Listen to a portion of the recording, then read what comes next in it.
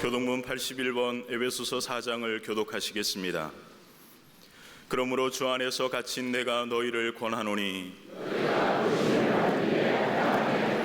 모든 겸손과 온유로 하고 오래 참음으로 사랑 가운데서 서로 용납하고 몸이 하나요 성령도 한 분이시니 주도 한 분이시요 믿음도 하나요 세례도 하나요 만유 위에 계시고 만유를 통일하시고 만유 가운데 계시도다. 아멘.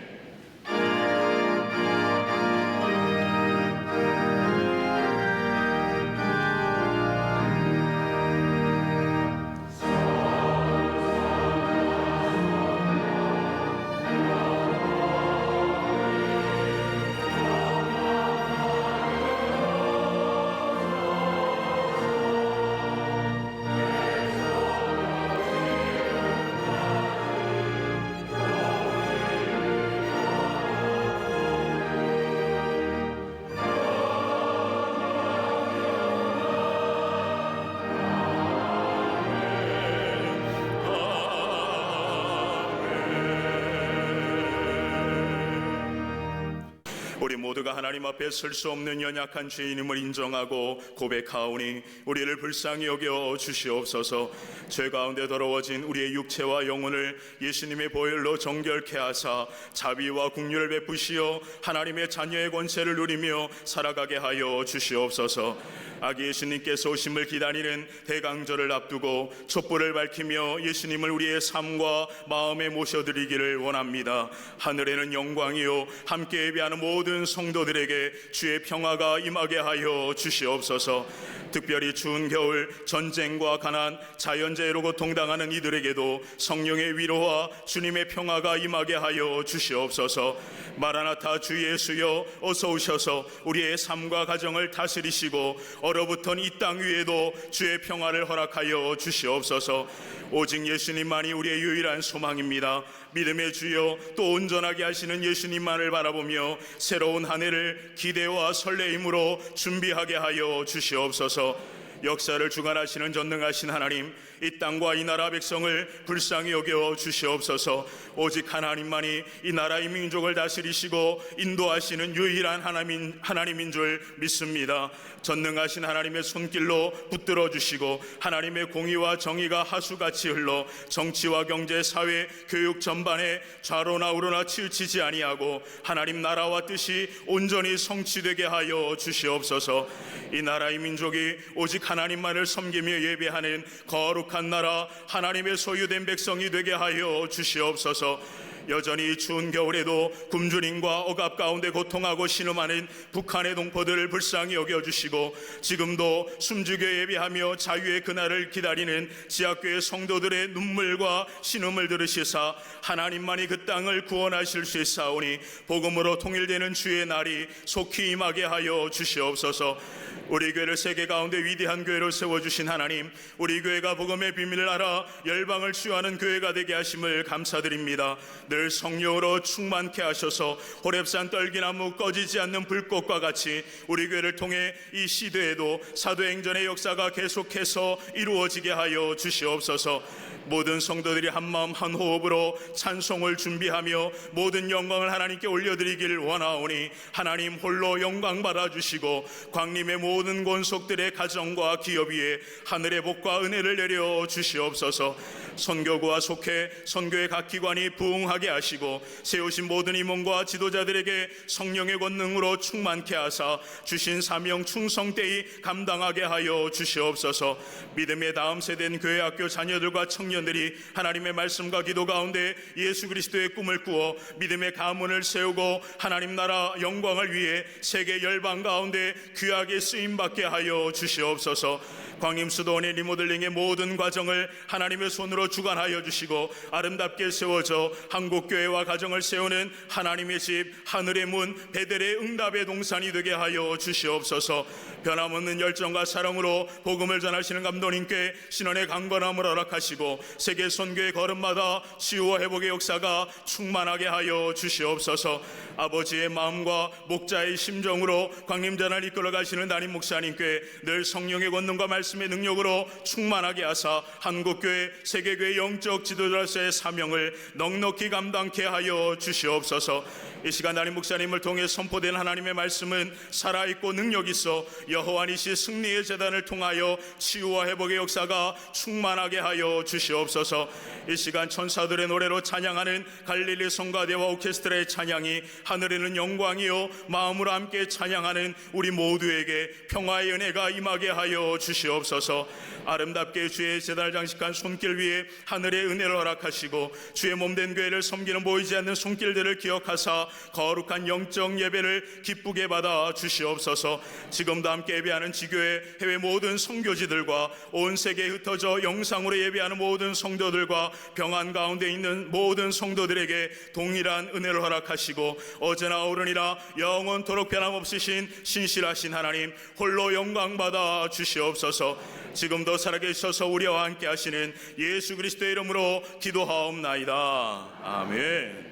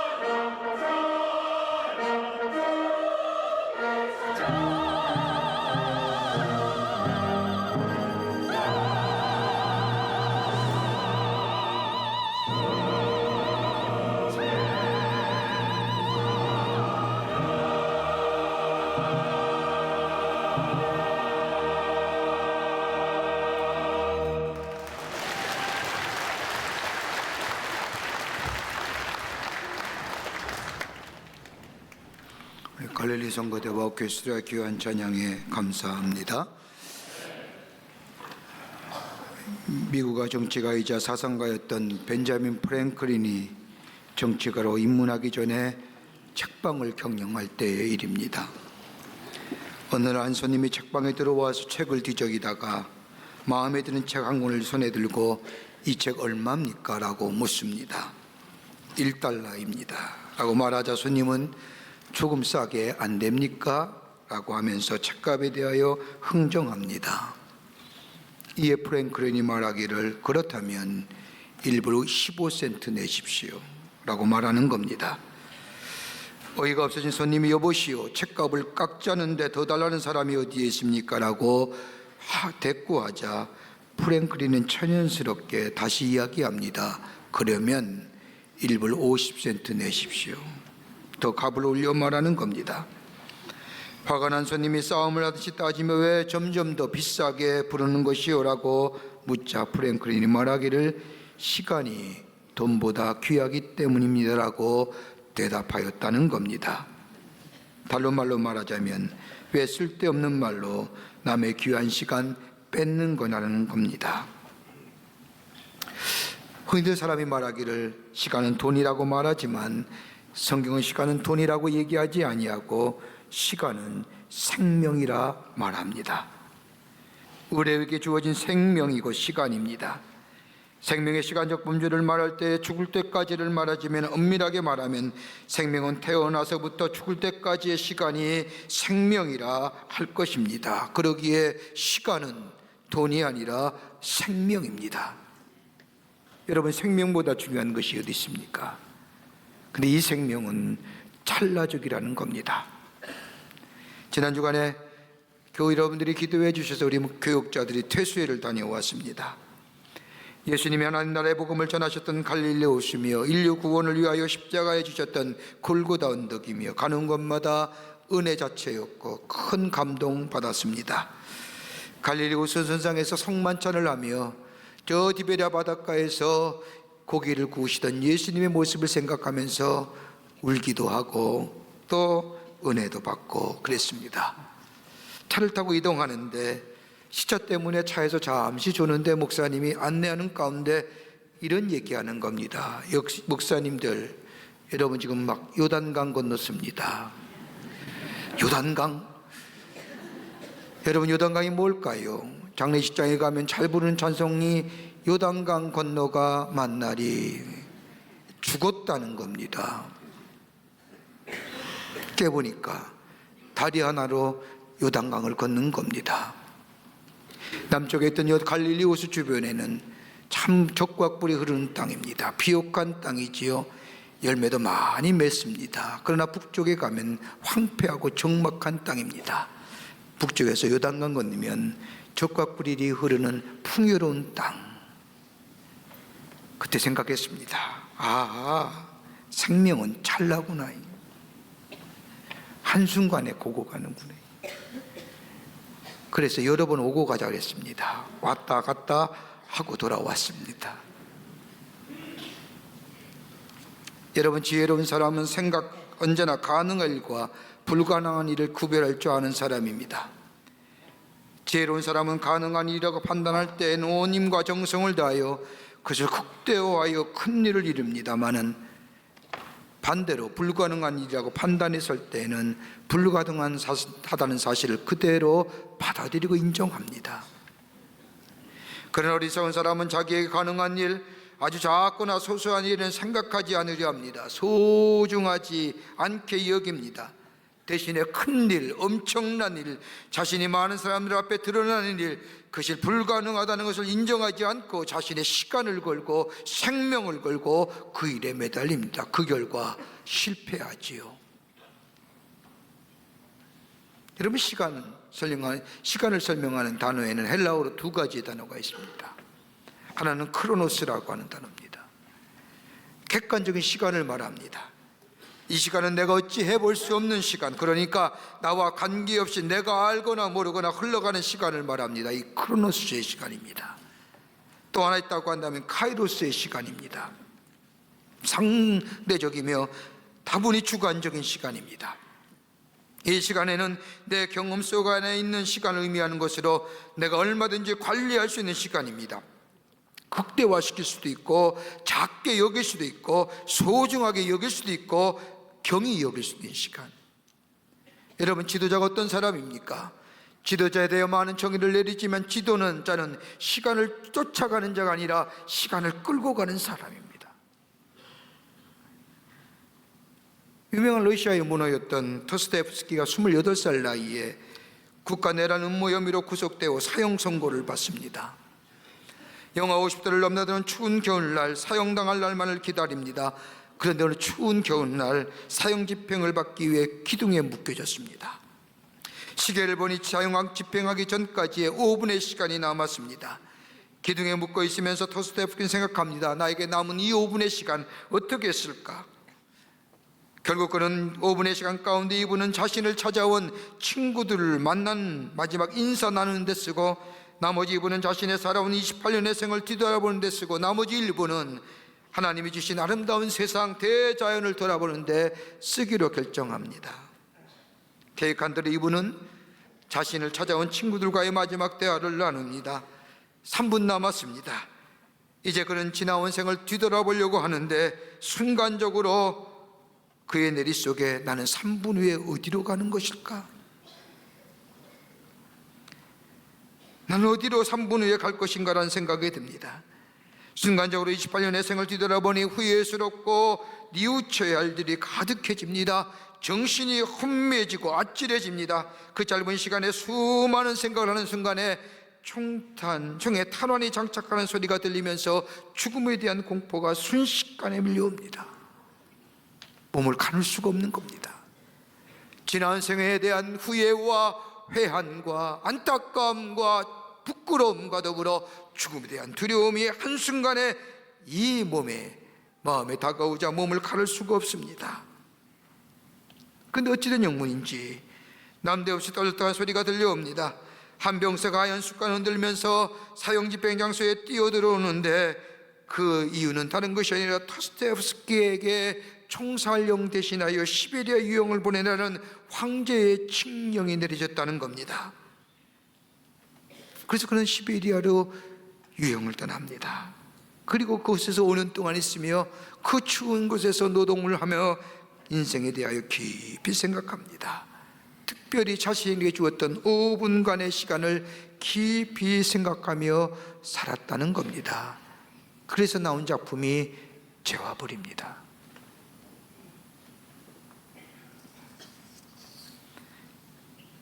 우리에게 주어진 시간은 생명입니다.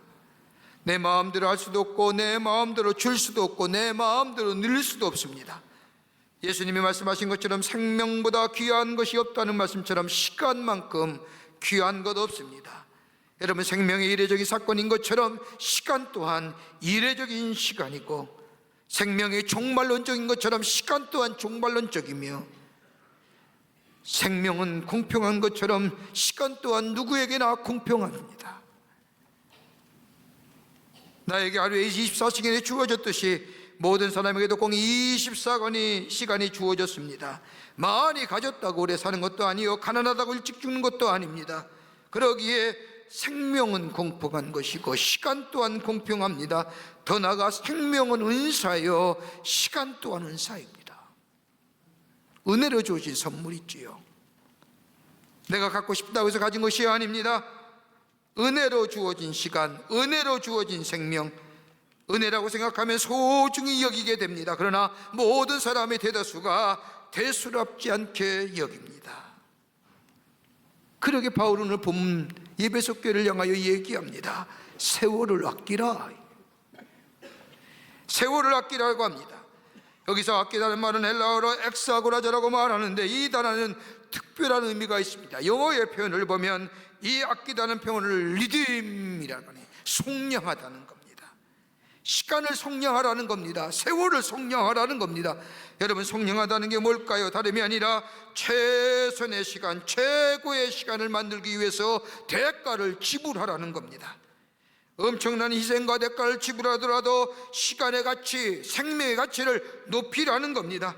하나밖에 없는 시간, 하나밖에 없는 생명, 희생과 대가를 지불하라도 생명적 가치를 높이라는 말입니다. 이것이 바로 세월을 아낀다는 겁니다.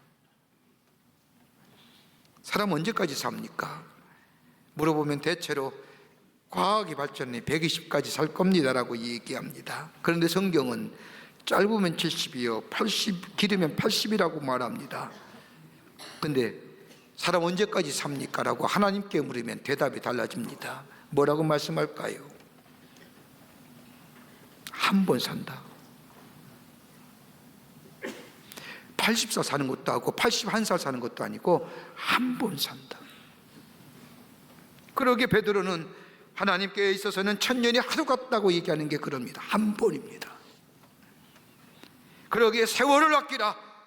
때가 악하니라. 때가 악하다는 게 무슨 말씀일까요? 세상의 풍조가 도덕과 윤리가 떨어지고 생명의 경시가 불러지고 이 얘기하는 겁니다. 때가 악하다고 하는 의미는 구원이 가까워졌다는 겁니다. 하나님의 구원의 때가 가까워졌다는 겁니다. 어둠이 깊으면 깊을수록 새벽이 가까우는 것처럼 세월이 가까워졌다는 겁니다. 구원의 때가 가까워졌다는 겁니다. 그러기에 세월을 아껴야 됩니다. 생명을 소중히 여기며 갇힌 인생으로 살아가야 합니다. 어떻게 해야 할까요? 바울은 그 얘기합니다. 오늘 본문의 말씀을 통해서 함께 몇 가지로 나누어 은혜 받기를 원합니다. 첫째는 매 순간을 소중한 기회로 삼으라는 겁니다. 매 순간순간을 소중한 기회로 삼으십시오. 18절 말씀을 보십시오. 술 취하지 말라. 이는 방탕한 것이니 오직 성령의 충만함을 받으라. 술 취하지 말라는 얘기가 뭘까요? 술 먹지 말라는 얘기가 아니라, 여러분 술 먹으면 어떻습니까? 몽롱하지 않습니까? 의식이 없지 않습니까? 정신이 혼미해지지 않습니까? 그 얘기하는 겁니다. 몽롱한 정신, 흐미한 정신, 정신없는 세계, 공허한 시간, 감각 없이 살아가지 말라는 겁니다. 여러분 생명은 의식입니다. 밝은 의식에 살지 않으면 그것은 죽은 거나 다름이 없습니다. 다른 말로 말하면 상대적 시간이 아니라 절대적 시간으로 살아가는 겁니다. 시간엔 두 가지의 성격이 있습니다. 하나는 절대적인 시간이고 또 하나는 상대적인 시간입니다. 절대적 시간은 모두에게 주어진 똑같은 시간입니다만은, 그러나 상대적인 시간은 사람에 따라 질적으로 다릅니다. 어떤 사람에게는 이런 시간이 될 수도 있고, 또 어떤 사람에게는 저런 시간이 되며, 어떤 사람에게는 꼭 필요한 시간이 되고, 어떤 사람에게는 없어야 할 시간이 됩니다. 술 취하지 말라는 것은 잘못된 시간, 잃어버린 시간, 의식 없는 시간, 진공의 시간으로 살아가지 말라는 겁니다. 갇히는 인생에 카이로스의 시간을 살아요. 어떻게 해요? 어떻게 해요? 그 얘기를 여기 합니다. 다름이 아니라 성령의 충만함 받으라는 겁니다.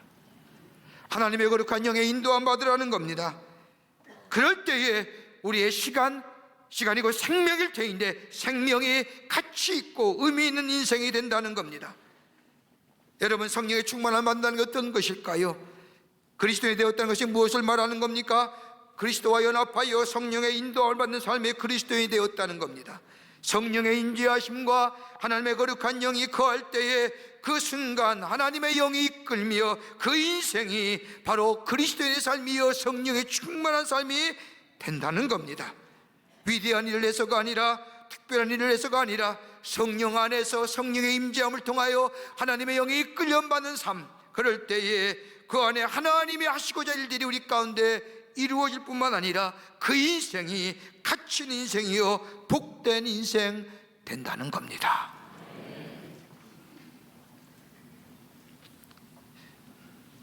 지난번 아틀란타 회의 갔을 때에 한 목사님으로부터 아주 귀한 간증의 얘기를 듣고 얼마나 은혜가 됐는지요. 아틀란타에 장로님이 운영하시는 청소회사가 하나 있습니다. 여러분 청소회사라고 하지만 별 볼일 없는 회사라고 생각하기 쉽지만 무려 6,000명의 사원이 있습니다. 이 회사의 시작은 장로님이 70년대 초반에 미국에 유학 갔을 때 일입니다. 학비가 없었던 이 장로님은 학비를 벌기 위해서 백인의 집에 청소라고 하는 아르바이트를 시작합니다. 얼마나 성실하게 청소를 했는지 성실함이 다른 이웃의 사람들에게 알려지기 시작하면서 점점 더 많은 집을 청소하게 됩니다. 이렇게 되다 보니 청소회사를 차리면 되겠구나 생각을 하고 청소회사를 차립니다. 그리고 나서 시작하는 첫날 하나님 앞에 예배드리고 선언합니다. 우리 회사의 사장님은 하나님이십니다. 저는 그분을 모시고 일하는 부사장 아무개입니다 라고 선언합니다. 그러면서 열심과 성실함으로 일합니다. 이것으로 끝나는 것이 아니라 이 장로님은 하루의 일과가 끝나면 집으로 돌아와 자기의 작은 기도를 써서 하나님 앞에 보고합니다. 하나님, 오늘 이 집 청소했습니다. 그리고 수입은 얼마입니다. 근데 하나님, 비례집 청소하고 싶고요, 앤더슨 집 청소하고 싶습니다. 하나님, 어떻게 해야 합니까? 매일매일 자기 회사의 사장 되시는 하나님께 보고와 더불어 앞으로의 계획을 이야기합니다. 이렇게 하다 보니 하나님께서 축복해 주시니 정말로 엄청난 축복을 받았습니다. 근데 문제는 시간이 지나면서 점점 더 하나님을 찾는 시간이 많아져야 하는데 적어집니다. 많은 사람들에게 알려지고 많은 들이 교제하며 사업상 만나다 보니 하나님께 드렸던 보고도, 매일 드렸던 보고도 가끔 드립니다. 그렇게 열심히 지켰던 주일도 가끔 지킵니다. 하나님이 자신의 회사의 사장이심을 잊어버리고 삽니다. 그러던 가운데 9.11 사태가 일어납니다. 엄청난 사건을 당한 미국의 증시가 폭락하기 시작을 합니다. 이제는 편안한 노후를 위하여 모아놨던 수많은 재산들이 한순간에 다 사라지고 말았습니다. 이제 노후를 생각하기보다는 일을 찾아야 할 지경이 되었습니다. 다시 본래의 자리로 돌아왔습니다. 철저하게 회개했습니다. 내 마음대로, 내 뜻대로, 내 시간대로, 내 생명대로 살았던 것을 회개하고 다시 하나님의 손을 붙잡았습니다. 그리고 다시 본연의 자리에 들어와 열심과 성실함으로 일합니다. 예전처럼 하루의 일과가 끝나면 자신의 기도실에 들어가 하나님 앞에 오늘 하루의 모든 일과 더불어 앞으로 할 일에 대하여 하나님 앞에 구하며 의논합니다. 하나님과의 관계가 회복되니 하나님께서 그 사업에 축복해 주시는데 매출이 회복됩니다. 그러던 어느 날 장로님이 섬기던 교회에 남미 선교 여행을 떠난다고 알려지자 이 장로님이 지원합니다. 몇 월 며칠에 가기로 약속이 되어 있습니다. 그런데 어찌 됐는지 그 약속된 날짜에 그 회사에 1,000만 불이 되는 사업이 계약하는 날입니다. 계약하는 상대방의 회사에서는 사장이 직접 나와 계약서에 서명 날인해야 된다는 요청을 합니다. 그런데 이 장로님은 선교 여정 그 날짜에 그 계약도 미루고 훌쩍 떠납니다. 그러면서 얘기합니다. 우리 회사의 사장은 내가 아니라 하나님이십니다. 하나님이 어떻게 하실 겁니다. 나는 그분의 고용인입니다. 그리고 떠납니다. 그런데 이상하지요? 계약이 성사된 겁니다. 성령의 인도함 받아요. 하나님이 강하게 역사하는 것입니다. 깨어있는 삶으로 정신 멍렁하게 그냥 흘러나가는 시간이 아니라 카이로스의 시간입니다. 하나님의 영의 인도함 받는 이 시간, 그 생명에 가치 있고 의미 있는 생명될 뿐만 아니라 하나님 나라의 복된 백성으로 하나님을 증거하는 삶으로 살아가게 되는 줄 믿습니다. 이것이 술 취하지 않는 거예요. 깨어있는 거예요. 두 번째로는 하나님의 거룩한 뜻을 우리 안에 가득히 채우라는 겁니다. 하나님의 거룩한 뜻을 우리 안에 가득히 채우라는 거예요. 17절 말씀을 보면 어리석은 자가 되지 말고 오직 주의 뜻이 무엇인지 이해하라고 말씀합니다. 어리석은 자가 되지 말라는 겁니다. 반대로 말하면 지혜로운 자 되라는 거지요. 여러분, 지혜는 어디서부터 오는 겁니까? 위로부터 오는 겁니다. 지식은 습득되어지고 경험되어지는 것이 지식이지요. 근데 지혜는 위로부터 내려오는 것이 지혜입니다. 여러분, 성경의 지혜를 말할 때 우리는 솔로몬을 얘기합니다. 솔로몬을 향하여 지혜의 사람이라 얘기합니다. 여러분, 그런데 보십시오. 솔로몬이 다윗의 뒤를 이어 약간의 나이에 이스라엘 왕이 되지 않습니까? 왕이 되고 싶어서 된 게 아니지요. 성경 말씀을 읽어보면 이스라엘은 하나님의 인도함 받아 왕이 되지요. 그 앞선 형들이 얼마나 똑똑한 형들이 많았습니까? 아도나이도 있었고요, 압살롬이란 형들도 있었습니다. 탁월한 아들들입니다. 뛰어난 아들입니다. 임금의 제목이 될 만한 사람입니다. 그런데 반역하여 다 죽지요. 그러게 솔로몬은 얼떨결에 왕된 겁니다. 약간의 나이 왕이 되자 이스라엘 왕이란 위치가 이스라엘 백성을 하나님의 말씀으로 하나님께로 인도할 책임감이 있기에 이 약간의 나이에 왕이 된 솔로몬 걱정이 덜컥 난 겁니다. 그래서 하나님 앞에 뛰어간 거지요. 다윗이 아버지가 그랬듯이 문제가 있을 때 하나님 앞에 엎드려 기도했고, 어려움이 있을 때 하나님 앞에 기도했고, 시험과 혼란이 있을 때 하나님 앞에 기도했고, 그러기에 다윗은 그것을 보았기에 하나님 앞에 뛰어간 겁니다. 그리고 일천번제를 드린 거지요. 하나님이 그 제사를 받으시고 내가 너에게 무엇을 해줄 거라고 얘기할 때 이 솔로몬은 망설임 없이 지혜 주십시오. 지식이 없었겠습니까? 배움이 부족했습니까? 지혜해 주십시오라고 얘기할 때 하나님은 솔로몬에게 지혜와 더불어 부귀와 영어를 함께 주시는 거예요. 그러기에 지혜는 위로부터 내리는 지혜입니다. 잠언서 9장 10절에 말씀하기를 여호와를 경외하는 것이 지혜의 근본이요 거룩하신 자를 아는 것이 명철이니라. 하나님을 경외하는 자, 하나님을 소중히 여기는 자, 하나님을 예배할 줄 아는 자, 더 나아가 하나님을 안다고 하는 것은 하나님을 체험하는 자, 야다라고 하는 겁니다. 매일매일 체험하며 사는 자. 그럴 때 뭐가요? 하나님이 지혜 주시는 거예요. 하나님을 경외하고 하나님을 존중히 여기는 신앙, 여기에 하나님의 지혜가 있고요. 이럴 때에 지혜를 통하여 나를 구원하신 하나님의 계획, 더 나아가 나를 통하여 이루시고 있는 하나님의 거른 또한 뜻을 알게 됩니다. 왜 나를 구원하셨는지, 왜 나를 하나님의 자녀 삼으신지, 왜 나를 통하여 하나님의 일을 하시고자 하는지, 어떤 일, 무슨 일을 하시고자 원하시는지를 알게 합니다.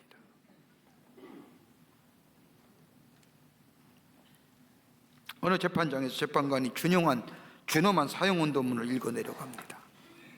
사형수를 향하여 긴 농고를 통하여 그 사람의 재상을 낱낱이 지적하면서 맨 마지막 말을 이렇게 맺습니다. 피고는 인간이기를 포기하였기에 사형을 처하노라. 인간이기를 포기했다. 여러분, 인간이라고 부르는 우리들이 무엇입니까? 개개인의 특성에 따라 나름대로 인간의 모습을 정의할 수 있겠지만 공통적으로 인간이 뭡니까? 건강하다고요? 많이 배워서 지식을 가지고 있다고 해서요? 이거 아닐 겁니다. 인간이란 무엇이냐는 질문에 인간이 인간다워야 한다는 겁니다. 철학적 명제 같기도 하지만은 인간이 인간다울 때 비로소 인간이라는 겁니다. 사람의 몸을 가지고만 인간이라고 할 수 없습니다. 그 몸을 지배하는 이성이 건강해야 되고 바른 판단력과 분별력이, 최소한 도덕과 양심이 있어져야 합니다. 그런데 이것만으로 성경은 인간이라 얘기하지 않습니다. 영이 살아있어야 됩니다. 하나님의 거룩한 영이 내 안에 살아있어야 됩니다. 영이 살아있을 때 이성과 감정을 주도할 뿐만 아니라 그 영혼이 건강한 영혼이요, 바른 영혼이요, 하나님의 형상대로 지음받은 인간이라는 겁니다. 그리고 시편 49편 20절의 말씀을 보면 존귀에 처나 깨닫지 못하는 사람은 멸망하는 짐승과 같다고. 존귀한 자 같으나, 세상에서 지위와 명성이 많이 있는 것 같으나 깨닫지 못하면 뭐요? 하나님의 지음받은 형상, 하나님의 형상대로 지음받았던 하나님의 목적 있는 삶 깨닫지 못하면 짐승 같다.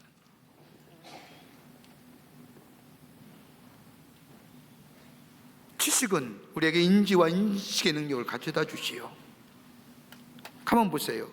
어린아이들 사자보면 뭐라고 얘기할까요? 귀엽다, 가까이 가자 하지요. 여러분, 귀엽습니까? 가까이 가십니까? 못 가잖아요. 무서워서. 왜 무섭습니까? 배워서요. 아이는 못 배웠어요. 알지 못하기에 이쁘다, 아빠 달라고 얘기하지요. 뱀 징그럽잖아요. 무섭잖아요. 독사는 더더욱 무서운 존재잖아요. 그렇게 우리는 피해 다니잖아요. 그런데 아이들은 뱀 보면서 가까이 가서 이쁘다고 만지죠. 왜요? 안 배웠기에요. 여러분, 지식이 많으면 많을수록 우리에게 두려움 가져다 주지 않습니까? 근데 지혜는요, 많으면 많을수록 우리의 삶 속에 균형 잡힌 삶과 바른 판단력과 분별력으로 하나님의 거룩한 소원을 마음에 담게 하시고 그것을 이루어가게 하십니다. 누가요? 하나님이요. 그러기에 필리포스 2장 13절의 말씀을 보면 너희 안에 행하신 이는 하나님이시니 자기의 기쁘신 뜻을 위하여 너희에게 소원을 두고 행하게 하시나니. 우리 안에 행하신 이는 하나님이시에요.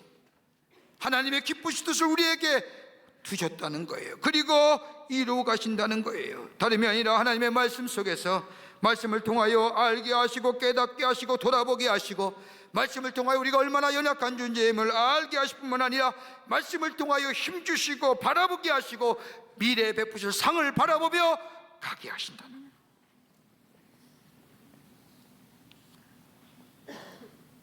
하나님의 말씀을 들려와야죠. 깨어있는 거예요. 성령의 충만함 받는 거예요. 일본의 평신도 지도자이자 사국가인 혼다 순베이라고 하는 사람이 있습니다. 분주하게 사업에 시달리다가 인퇴한 그가 한간 나머지 삶은 시간을 살다 보니 삶이 허무하다고 싶습니다. 바쁘게 일하다가 은퇴하고 집에서 쉬니 얼마나 힘이 드는지요. 할 일이 없으니 꼭 이게 살아야 되느냐, 살 필요까지 없다고 생각합니다. 그래서 어느 날 손주와 한참을 뛰어놀다가 손주가 피곤한 나머지 할아버지인 순배이의 무릎을 베고 잠을 잡니다. 낮잠을 자는데 잠꼬대를 합니다. 뭐라고 얘기하느냐? 할아버지 나 좀 도와주세요. 할아버지 이거 만들어주세요. 할아버지 이거 만들 수 있잖아요. 잠꼬대하는 거예요. 그때 이 순배이라는 사람이 깨닫습니다. 저 아이에게 내가 필요하구나. 나중에 필요한 존재구나. 하나님 여러분 필요한 존재들입니다. 나이가 많다고요? 천만의 말씀입니다. 하나님 필요한 존재세요. 내 시간을 절대화시키고요. 그리고 그 안에 말씀을 따라 사는 하나님을 경외하고 하나님의 말씀에 순종하며 살 때 그 말씀이 내게 지혜 주시고요. 그 지혜가 나에게 거룩한 뜻을 담아가게 하십니다. 그리고요, 이루게 하시는 거예요. 이것이 바로 하나님 나라의 복된 백성, 구원의 때에 구원을 준비하는 하나님의 백성, 그럴 때에 잘했다 충성된 종이라 칭찬받는 하나님의 사람으로 살아가게 되는 줄 믿습니다. 끝으로 영원한 오늘의 삶을 살라는 겁니다. Eternal Today입니다. 오늘이 영원한 삶이에요. 21절 말씀에 그리스도를 경외함으로 피차 복종하라 말씀하시죠. 경외함으로 복종한다는 게 무엇입니까? 하나님을 믿는 믿음을 가지고 결정하고 따라 살아가라는 겁니다. 하나님을 경외하는 마음, 믿음의 마음이지 않습니까? 믿음에 따라 결정하고 믿음에 따라 살아가라는 겁니다. 믿음으로 선택하고 믿음으로 결정하고 믿음으로 사는 거예요. 여러분, 믿음은 우리의 삶을 결정할 뿐만 아니라 더불어서 믿음은 우리의 삶의 믿음이라는 것을 가르쳐 줍니다. 여러분, 삶은 행동하기 전에 모든 답을 알려주지 않습니다. 적어도 일주일이나 한 달이나 1년간의 분석을 해도 우리의 미래의 행동, 미래의 삶 알지 못합니다. 여러분, 아는 사람 있습니까? 1년 동안 열심히 분석한다고 하십시다. 그래서 미래의 삶이 내 안에 알려진다고 하십시다. 이렇게 알면 실패할 일이 없습니다. 그런데 실패하잖아요. 더더욱이 믿는 사람이면 하나님, 내가 한 가지의 선택과 결단할 때마다 하나님 지혜해 주세요라고 기도할 때마다 응답받아서 하나님의 말씀대로 선택하고 결단하며 살면 참 좋을 텐데 하나님 절대 그러지 않잖아요. 한 가지 방법만 가르쳐줘요. 뭘 가르쳐요? 믿음으로 선택하는 거. 100가지의 선택이 100가지의 방법 가르쳐 주는 게 아니라 딱 한 가지, 믿음으로 선택하는 거. 왠지 아시니요? 우리의 삶의 여정에 여러 가지 많은 인생의 질문에 답해 주시고 가라 하면 참 쉬울 텐데 말씀하지 않는 이유는 딱 한 가지입니다. 하나님과는 다른 대상에 견눈질하기 때문이에요. 하나님 아닌 대상에 견눈질하며 살기 때문에. 그러게 믿음으로 결단하고 믿음으로 판단하고 믿음으로 실행하는 삶. 그러기에 야고보서 4장 15절의 말씀처럼 주의 뜻이면 우리가 살기도 하고 이것이나 저것을 할 것이니라. 너무 복잡하게 생각하지 말라는 겁니다. 하나님을 위해 하나님께서 세우신 계획이라면 일단 믿음으로 결단하고 믿음으로 나아가라는 겁니다. 그러기에 바울이 고린도전서 4장 19절에 말한 것처럼 주께서 허락하시면 내가 너희에게 속히 나아가고 믿음으로 나아간다는 거예요. 하나님이 행하시면요.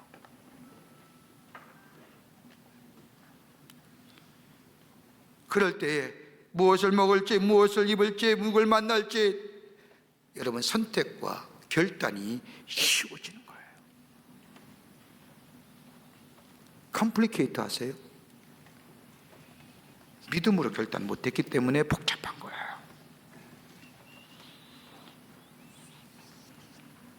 그럴 때 하나님 우리의 걸음을 인도해 주시고 걱정하지 말라 말씀해 주시고 우리와 함께 계실 뿐만 아니라 우리의 앞날이 두렵지 않은 열린 문이든 닫힌 문이든 상관없이 우리의 모든 상황을 인도해 주십니다. 이것이 그리스도를 경외함으로 너나 나나 그 믿음 안에서 순종하고 복종할 따름이라는 겁니다. 한 사람을 평가할 때 그 사람이 무엇을 생각하느냐, 무엇을 행동하느냐, 세 번째는 무엇을 사랑하느냐. 여러분 무슨 생각하십니까? 어떤 행동하십니까? 무엇을 사랑하십니까? 하나님을 생각하고 하나님의 말씀을 따라 행하며 하나님을 사랑하는 자가 될 때에 바로 그것이 생명, 오늘 하루를 사는 이터널 투데이 하는 거예요. 그러게 오늘 성경 말합니다. 세월을 아끼라, 다시 말해요, 때가 가니라. 구원의 때가 가까이 왔습니다. 구원의 때가 점점 가까워 왔습니다. 공허하고 몽롱한 시간 보내지 맙시다. 때를 아끼고요, 주의 말씀을 따라 사며 주의 말씀을 따라 순종하며 하나님을 경외하는 자 될 때에 우리의 신앙이, 우리의 삶이 복된 걸음, 복된 삶 될 뿐만 아니라 구원의 때에 주님과 함께 구원의 기쁨을 누리는 하나님의 사람으로 복된 자리에 초대함 받는 영광된 존재로 세계 살아가게 되는 줄 믿습니다. 믿음으로 살아가시는 여러분과 저와 되시기를 주의 이름으로 축원합니다. 하나님 감사합니다. 주께서 우리를 구원하시고 하나님의 백성 삼으셨는데 그 구원의 기쁨과 감격, 왜 구원하셨는지 잊어버리고 살 때가 참 많습니다. 오늘 성경은 우리에게 말씀해 주십니다. 세월을 아끼라, 때가 가니라. 구원의 때가 가까이 왔습니다.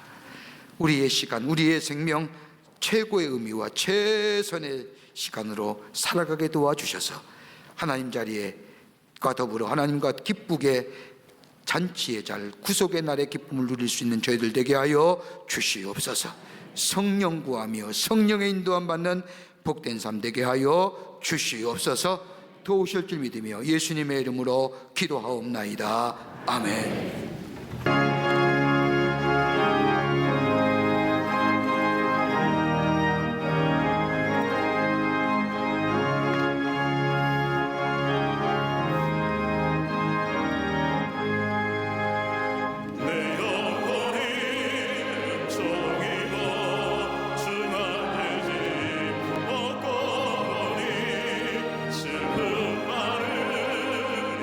세상도 전부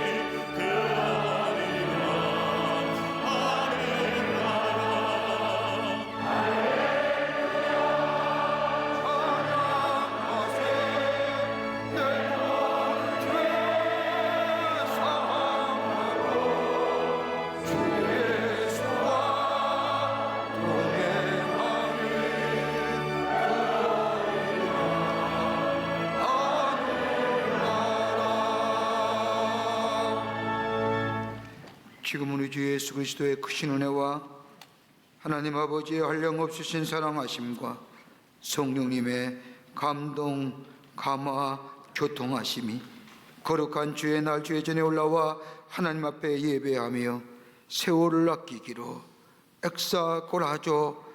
세월을 아껴 구원의 날에 임하기로 새롭게 결단하고 저 세상을 향하여 나아가는 우리 모든 광림의 권속들과 영상을 통하여 하나님 앞에 예배드리는 한국교회 성도들과 그 밖의 거룩한 백성들 위해 주께서 지금으로부터 영원토록 함께 하시기를 간절히 축원하옵나이다.